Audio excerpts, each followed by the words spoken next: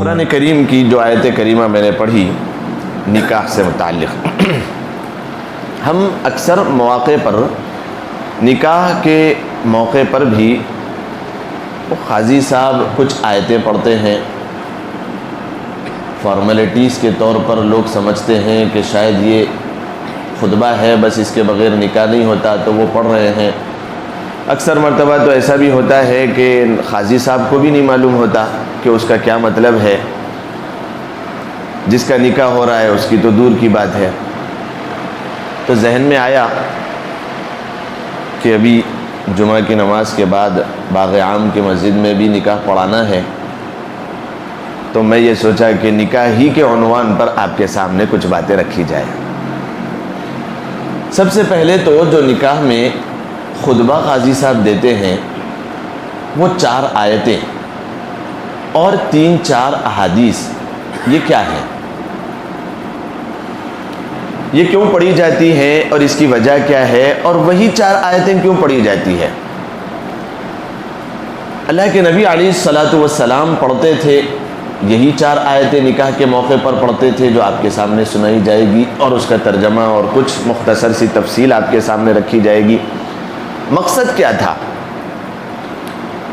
اگر بالفرض یہ مان لیا جائے کہ خوشی کا موقع ہے، نکاح کا موقع ہے، اور اللہ کے نبی علیہ الصلاۃ والسلام کسی بھی موقع پر، چاہے وہ غم کا موقع ہو، خوشی کا موقع ہو، صحابہ اکرام جمع ہوتے تو وعظ و نصیحت فرماتے، تو اب یہ نکاح کا برکتی موقع ہے تو کچھ آیتیں پڑھ کر برکت حاصل کر لی جائے۔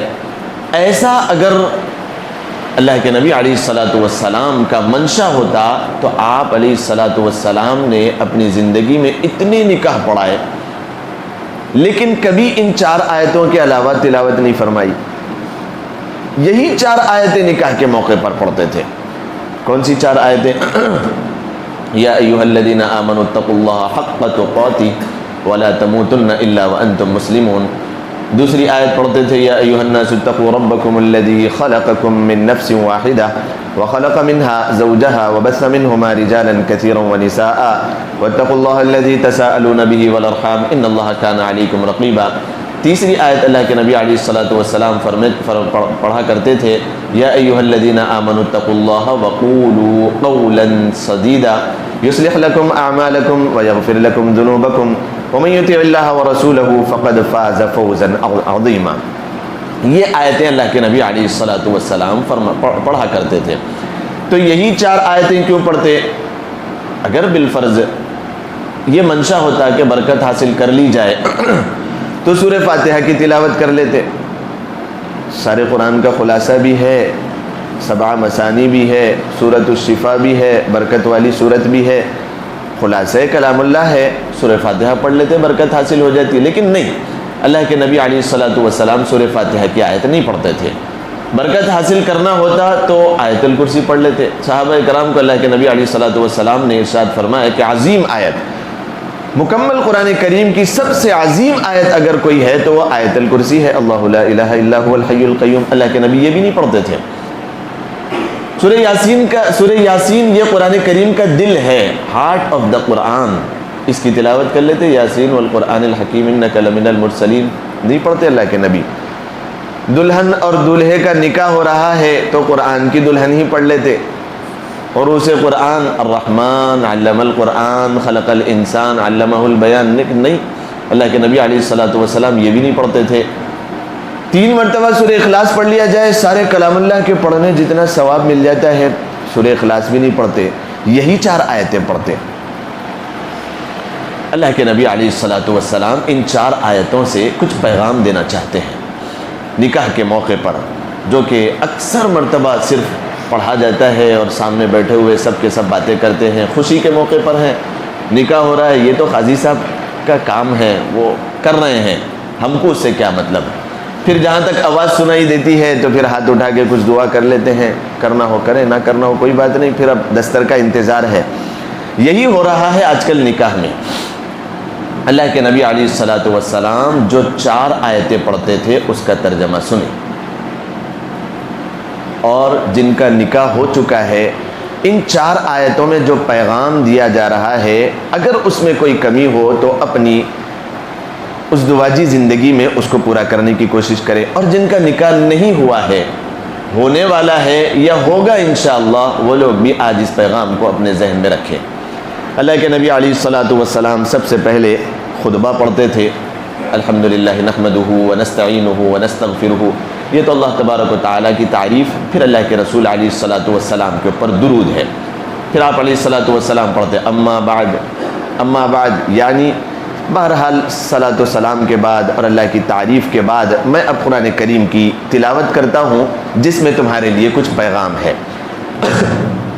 پہلی آیت اللہ کے نبی علیہ الصلاۃ والسلام پڑھتے، سورہ نساء شروع ہو رہی ہے، یا ایھا الناس اتقوا ربکم الذی خلقکم من نفس واحدہ، یا ایھا الناس، اے لوگو، اس میں یوں نہیں فرمایا اے ایمان والو، اے مسلمانوں، نہیں، نکاح تو ہوتا ہے، ہر معاشرے کا ایک الگ الگ طریقہ ہے لیکن نکاح ہوتا ہے،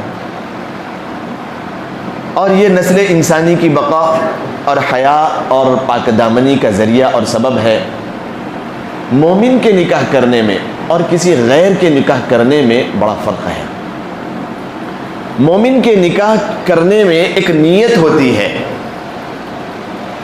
وہ یہ ہے کہ تقوی ہمارے اندر پیدا ہو جائے اور اللہ تبارک و تعالیٰ کے حکم کی تعمیل ہو جائے، اور نیت اتنی زیادہ مضبوط ہوتی ہے کہ نکاح ایک عبادت ہے، ایک ضرورت ہے، اللہ کے حکم اور اللہ کے رسول علیہ الصلاۃ والسلام کے حکم کے مطابق ہم اس کو پورا کر رہے ہوتے ہیں۔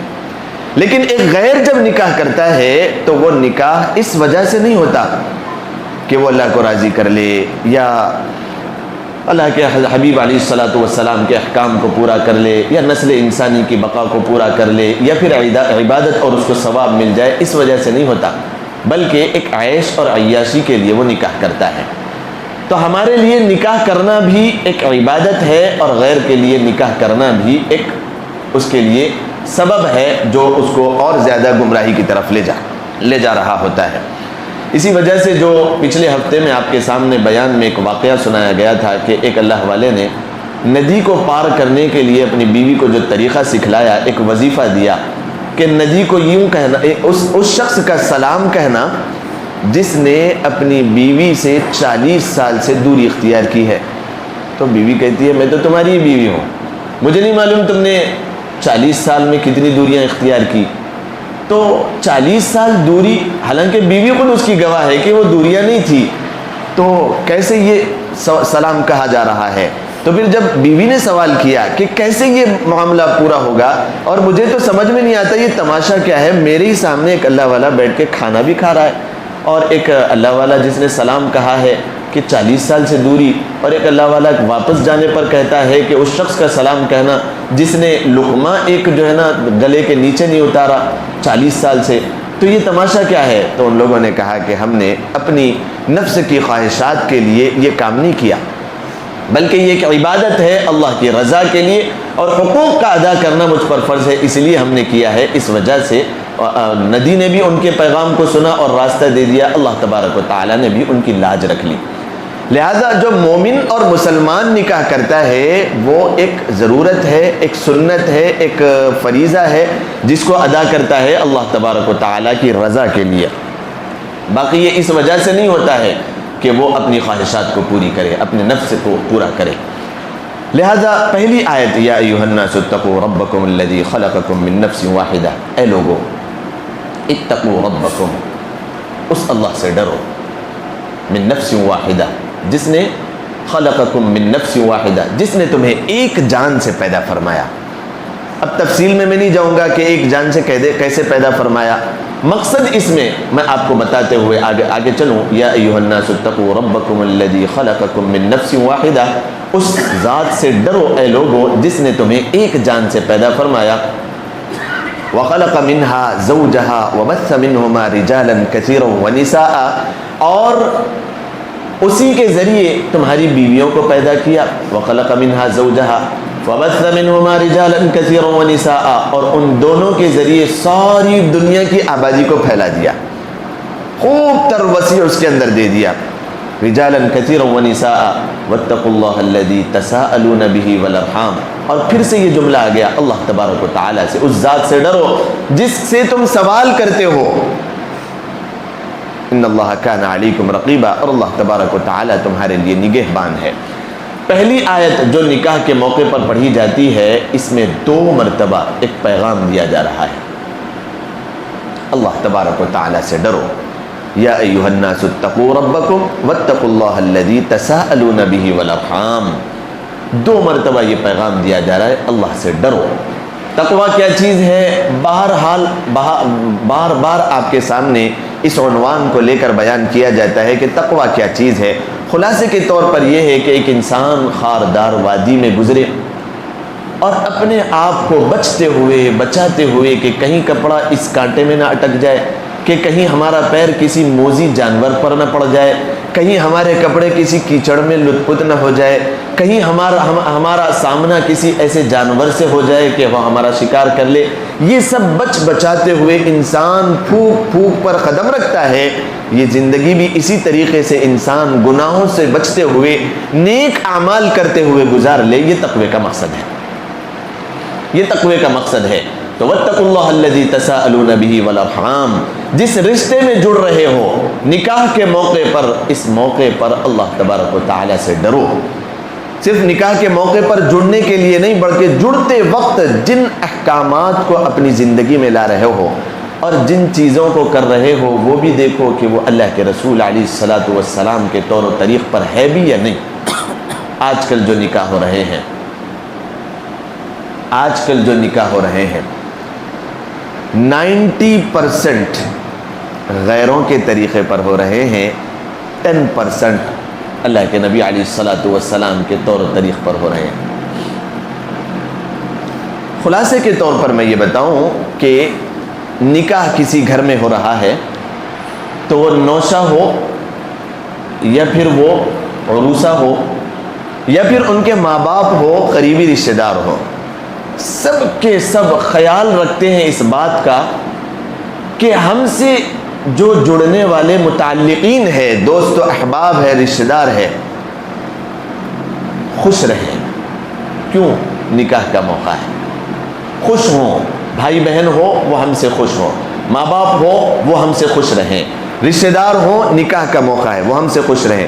یہاں تک کہ کام کرنے والی اور والیوں کو بھی لوگ خوش کرتے ہیں. نالیاں صاف کرنے والے بھی اگر گھر پہ ہو تو وہ بھی خوش ہوں, اس کی جو ہے نا کوشش کرتے ہیں. لیکن اس بات کی توفیق ذرہ برابر نہیں ہوتی. اپنے گریبان میں جھانک کر دیکھیں, اس بات کی توفیق ذرہ برابر نہیں ہوتی. کسی کی زبان پہ یہ لفظ بار بار آ رہا نہیں ہوتا کہ ہم اس اللہ کو بھی خوش کر لیں جس نے ہمیں پیدا کیا اور ہمارے لیے زوجہ کا انتظام فرمایا. ہم اس خوشی کے موقع پر اس رسول کو بھی خوش کریں جو ہمارے لیے 11 شادیاں کر کے آئیڈیل بنا, اور ان کے نکاح کیسے ہوئے. اللہ کے نبی علیہ الصلاۃ والسلام نے اپنی بیٹیوں کا نکاح کیسے فرمایا تھا, اس بات کی کوئی کوشش اور توفیق نہیں ہوتی. 90% ہم بھی آنکھ کھول کے زندگی گزار رہے ہیں. 90% ایسے رسم و رواج جو کہ غیروں کے ساتھ ہمارے خاندانوں میں آ گئے. غیروں سے, چونکہ ہندوستان میں صحابہ کرام رضوان اللہ تعالی علیہم اجمعین کے آنے اور اسلام کے پہنچانے, اور معین الدین چشتی حضرت بند نواز خواجہ غریب النواز کے اس ملک میں ایمان کی روشنی کو پھیلانے سے پہلے غیر یہاں پر رہا کرتے تھے. غیر یہاں پر رہا کرتے تھے تو مسلمان پھر آہستہ آہستہ جب بسنا شروع ہوئے تو انہوں نے جس ماحول میں آنکھیں کھولی, سنیے یہ کہاں سے یہ چیزیں چل پڑی ہے. جس ماحول میں آنکھیں کھولی اس ماحول میں جو نکاح ہوتا تھا وہ غیروں کے رسم و رواج کے ساتھ ہوا کرتا تھا. مسلمان کم تھے اور غیر زیادہ تھے, ہر گھر کے بیچ میں 2-4 تھے. تو جب کبھی نکاح ہوتا ان کی محفلوں میں زیادہ جاتے. گنگا جمنی تہذیب تھی, ہماری محفلیں کم ہوتی, تو پھر ایمان اور دینداری اسلام بھی کم تھا, اتنا زیادہ نہیں تھا. لوگ بتانے والے بھی نہیں تھے, علماء اور فقہا اور فضلاء اور مفتیان کرام نہیں تھے. تو جب کبھی نکاح کی محفل سجتی تو اکثر و بیشتر غیروں کے رسم و رواج ہمارے اندر آتے. آج بھی آپ اپنے گھروں میں دیکھیں, اکثر گھروں میں دیکھیں, آج بھی اپنے گھروں میں دیکھیں کہ اسلام اور شریعت کوسوں دور رہتی ہے نکاح کے موقع پر وہ نکاح ہوتا ہے. اب بتائیے, مفتی صاحب کے پاس مسئلہ لے کر آتے ہیں نکاح کے 2-4 مہینے میں, وہ سنتی نہیں ہے, یہ سنتا نہیں ہے, یہ حقوق ادا کرتی نہیں ہے, اور وہ فرما برداری نہیں ہے, زندگی میں کوئی چین و سکون نہیں ہے. خلاصہ یہ ہے کہ کوئی چین و سکون نہیں ہے. کہاں سے چین و سکون آئے گا, کہاں سے زندگی میں برکتیں آئے گی جبکہ نکاح ہوا غیروں کے طیر و طریق پر. مفتی صاحب ایک ہی مرتبہ نکاح ہوتا ہے, بار بار تھوڑی ہوتا ہے, دھوم سے کرو. دھوم اس کو نہیں کہا جاتا ہے کہ پیسے زیادہ خرچہ کیا جائے, دھوم اس کو کہا جاتا ہے النکاح برکۃ ایسرہ مؤونۃ, جس میں آسانیاں زیادہ ہو, جس میں خرچہ کم ہو, جس میں اعظم النکاح برکۃ. اللہ کے رسول علیہ الصلوۃ والسلام نے فرمایا بڑا نکاح, بڑا مطلب دھوم دھام والا نکاح, زندگیوں میں برکتوں کو لانے والا نکاح وہ ہے جس میں خرچہ کم ہو. ہر ایک کہہ رہا ہے کہ میری ناک سب سے زیادہ اونچی, اور اتنا پھکٹ کی شان میں ڈوب کے مر رہے ہیں, اللہ کی پناہ. یہ جب سے سفر ختم ہوا ہے, نکاح کا موقع شروع ہوا ہے, ایک دن میں 2-3 دعوتیں ہیں. میں خلاصہ آپ کے سامنے سنا رہا ہوں. زندگی بھر کی کمائی 6-7 گھنٹے میں لٹ لٹا کے تیلی کے بیل جہاں سے چلے تھے وہیں رہ گئے. اب برکتیں کہاں سے آئے گی, نیک صالح اولاد کا وجود کہاں سے آئے گا. دلوں پہ اپنے ہاتھ رکھ کے اور گریبان میں جھانک کر جواب دے, کہاں سے نیک صالح اولاد پیدا ہوگی. اللہ کے نبی علیہ الصلوۃ والسلام فرما رہے ہیں کہ تنکح المرأۃ لأربع, نکاح عورت سے کیا جاتا ہے 4 وجوہات کی بنا پر, لمالها ولجمالها ولحسبها ولدینها فاظفر بذات الدین تربت یدک. مسلمان نوجوان سے پوچھا جائے جس کا نکاح ہونے والا ہے کہ کس بنیاد پر نکاح کر رہے ہو, اس کو معلوم ہی نہیں ہے کیا تعلیم ہے. تعلیم اللہ کے نبی علیہ الصلوۃ والسلام دے رہے ہیں کہ تنکح المرأۃ لأربع, کسی بچی سے نکاح کیا جاتا ہے 4 وجوہات کی وجہ سے. پوری دنیا میں صرف 4 وجوہات کی وجہ سے نکاح کیا جاتا ہے. لمالہا, سب سے پہلا اللہ کے نبی علیہ الصلوۃ والسلام کو بھی معلوم تھا کہ ایک دور ایسا آئے گا کہ لوگ صرف اور صرف اس بات کو دیکھیں گے کہ مالدار سسرال ہونا چاہیے تاکہ گاڑی بھی آئے اور زیادہ کپڑوں میں آئے, اور پھر سونا چاندی بھی زیادہ میں, مہر بھی زیادہ رکھا جائے, اور وغیرہ وغیرہ سب. کھانا زبردست شاندار ہو, کھانا بہترین ہو شادی میں, نکاح میں, یہ چیز دیکھی جاتی ہے. اللہ کے نبی علیہ الصلوۃ والسلام کا فرمان نہیں دیکھا جاتا ہے. اور یہی وہ ممبر ہے جہاں سے یہ پیغام کو سنانا چاہیے, چاہے کسی کو کتنا ہی کڑوا محسوس ہو. اگر میں یہاں سے بھی نہ سناؤں, آپ کی نکاح کی محفل میں کون سنائے گا.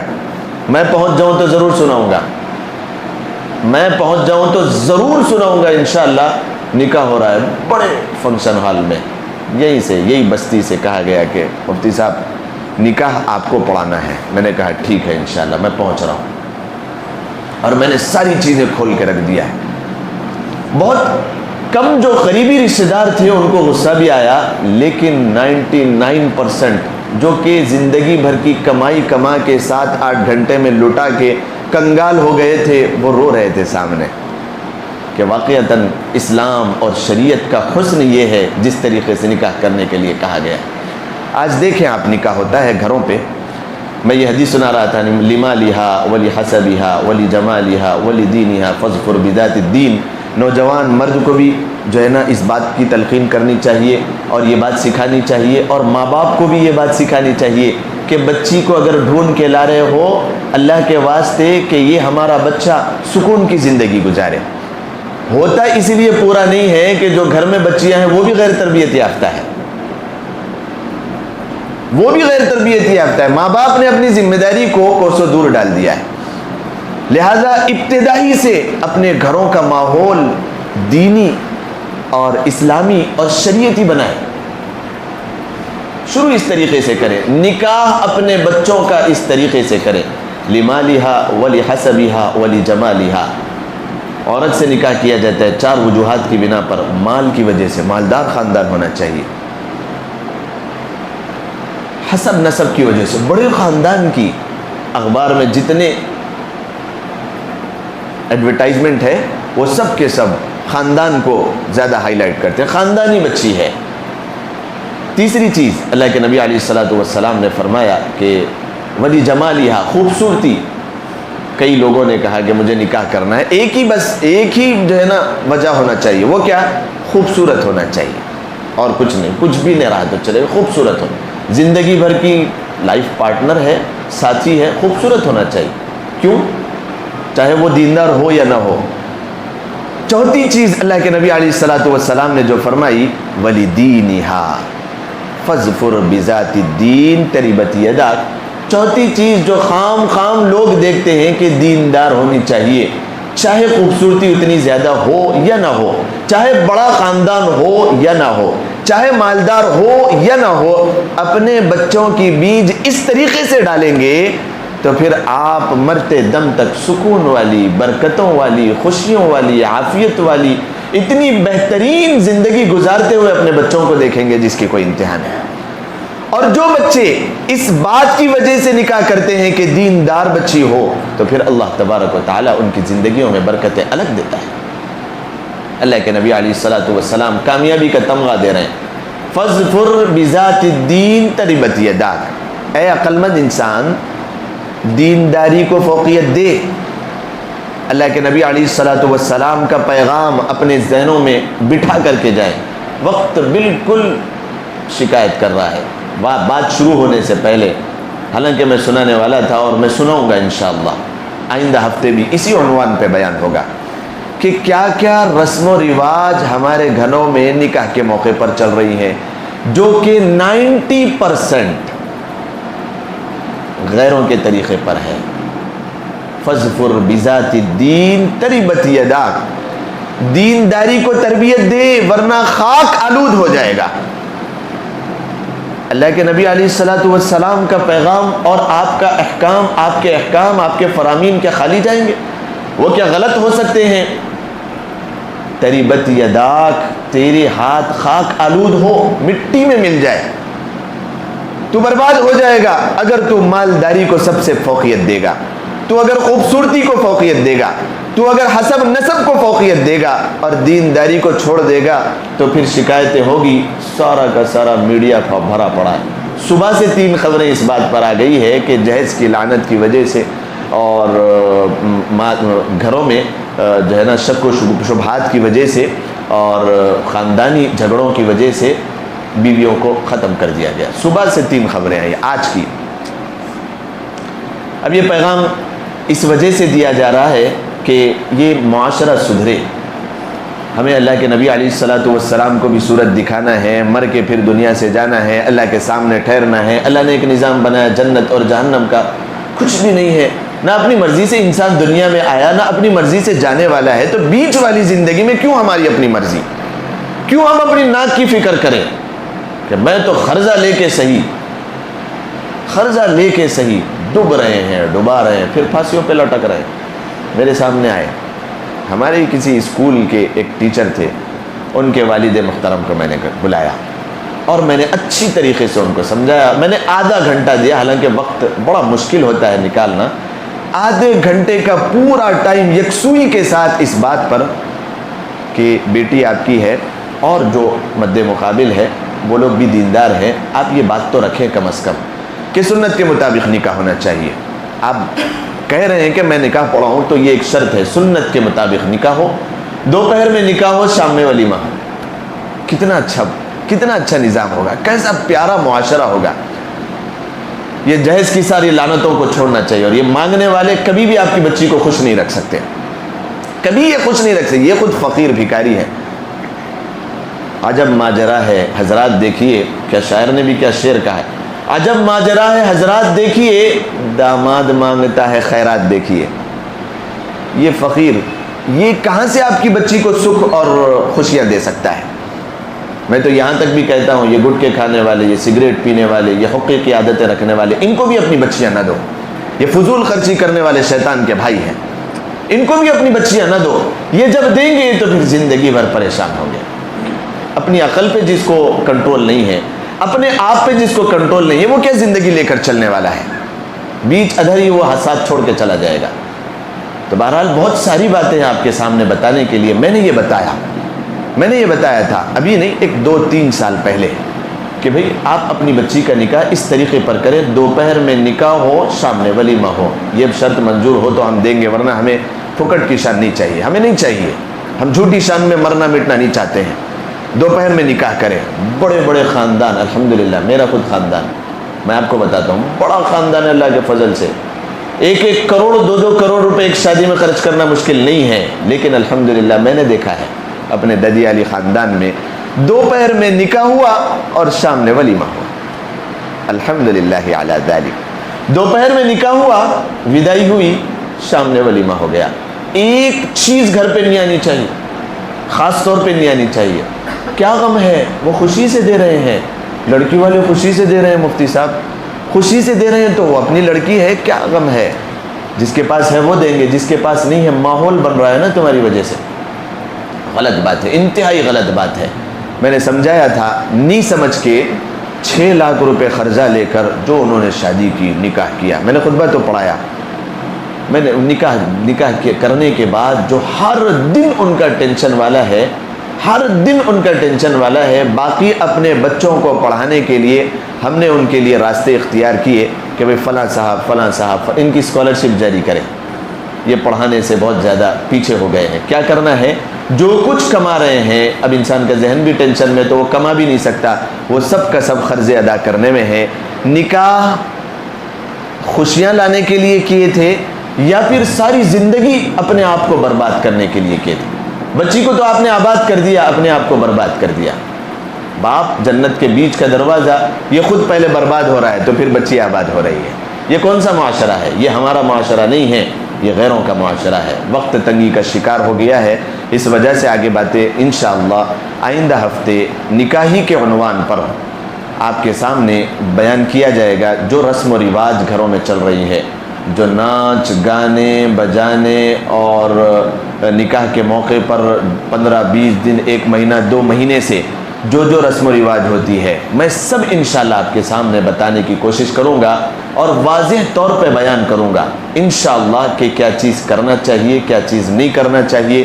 جو حضرات یہاں پر ہوں گے وہ تو بیٹھ کر سنیں گے، اور جو حضرات یہاں پر موجود نہیں ہوں گے، یہاں پر سے بیان ریکارڈ بھی ہوتا ہے، اس کو شیئر کریں اور اپنے خاندانوں میں اس ماحول کو تشہیر کریں۔ انشاءاللہ پورے حیدرآباد میں، بلکہ ہندوستان میں ہماری مسجد ہوگی جہاں سے نیک اور اللہ کے نبی علیہ الصلوۃ والسلام کے طور و طریق اور نکاح کو یہاں سے ہم ایجاد کریں گے۔ انشاءاللہ اس بات کا ارادہ کر رہے ہیں کہ نکاح سنت کے طریقے پر یہاں سے ہم ہر ایک جو بچے کا نکاح ہونا ہے اور جو ماں باپ اپنے بچوں کا نکاح کرنا ہے، یہاں سے ہم اس چیز کو انشاءاللہ ایجاد کریں گے انشاءاللہ۔ اللہ تبارک و تعالی ہم سب کو کہنے سننے سے زیادہ عمل کرنے کی توفیق مرحمت فرمائے۔